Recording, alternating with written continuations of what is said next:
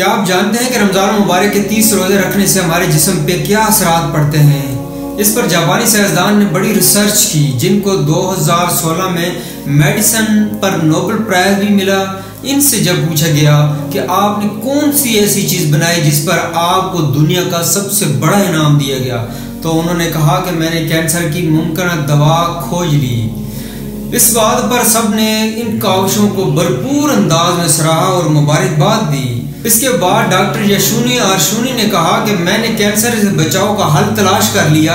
تو لوگوں نے ان سے پوچھا کہ ایسا کیا کیا جائے کہ کینسر جیسے خطرناک مرض سے بچا جا سکے۔ تو دوستو، کیا آپ جانتے ہیں کہ رمضان کے 30 روزے رکھنے سے ہمارے جسم پہ کیا اثرات ہوتے ہیں؟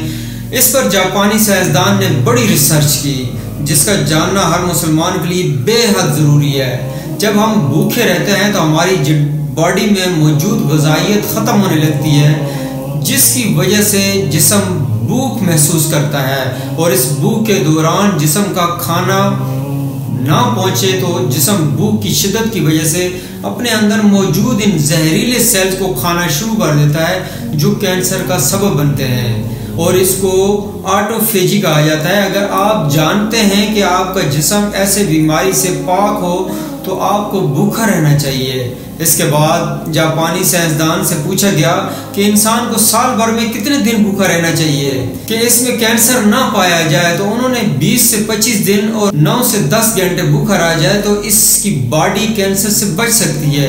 اے میرے اللہ پاک، آج ہمیں سمجھ آئی کہ مومن پر روزے کیوں فرض کیے گئے۔ حضرت محمد صلی اللہ علیہ وسلم کا وحی کا مفہوم بھی یہی ہے کہ کھاؤ پیو اور حد سے نہ بڑھو۔